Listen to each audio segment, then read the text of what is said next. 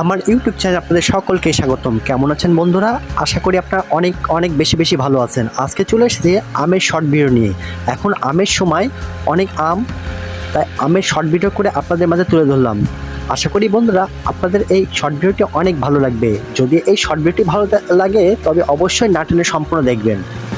দেখেন বন্ধুরা কত সুন্দর আমগুলো, দেখতে খেতেও অনেক সুন্দর, অনেক মিষ্টি। আম কে কে পছন্দ করেন অবশ্যই কমেন্টসের মাধ্যমে তা জানাবেন।